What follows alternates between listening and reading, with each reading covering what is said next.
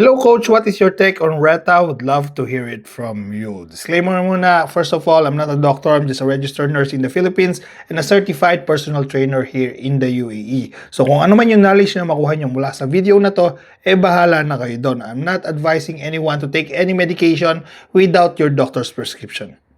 Reta or retatrutide. So ito yung next generation fat loss peptide that is currently being studied for obesity and metabolic health. So iba to doon sa older GLP-1s kagaya ng Ozempic kasi it works in 3 pathways. Okay, so mas maganda yung effect niya sa fat loss and appetite control. So ano yung 3 pathways? First one is yung GLP-1. So ito yung responsible for appetite control kasi it reduces hunger signals to your brain. So mas madaling mag-diet kasi hindi ka palagi nagki-crave. Ito yung meron sa Ozempic or semaglutide, yung unang sumikat na fat loss peptide. Hindi siya magandang gamitin ng mga bodybuilders kasi nga babagsak yung strength output mo, yung power mo, and at risk ka rin for muscle loss kasi nga yung protein intake mo will suffer. Second pathway naman natin is yung GIP pathway. So ito yung metabolic optimizer natin. Ito yung responsible for nutrient partitioning and insulin efficiency. Okay? So let's say kumain ka ng carbs, hindi siya ma-absorb or ma-convert agad as fats, mas gagamitin siya ng katawan natin for better purposes. Ito naman yung nadagdag sa tirzepatide or Mounjaro. So, 2 pathways instead of GLP-1 alone. So, mas maganda yung recovery from this. And the third one is the glucagon pathway. So, ito yung game changer, energy expenditure. Ito yung main advantage ng Reta compared to Ozempic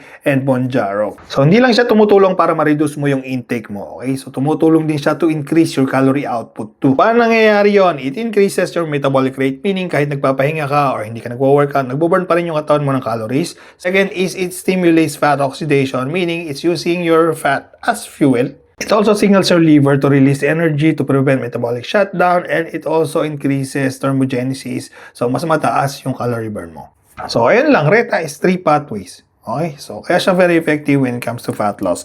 But, bodybuilding context, coach perspective, para sa akin lang. Kasi masyado na tong hype, especially sa bodybuilding world and sa mga nagko-compete. So, if you are planning to use this just for fat loss, you need to consider high-protein diet. Siyempre, progressive overload pa rin. You need to control your cardio. Kailangan structured yung calories mo or else you will look smaller, weaker, and flatter.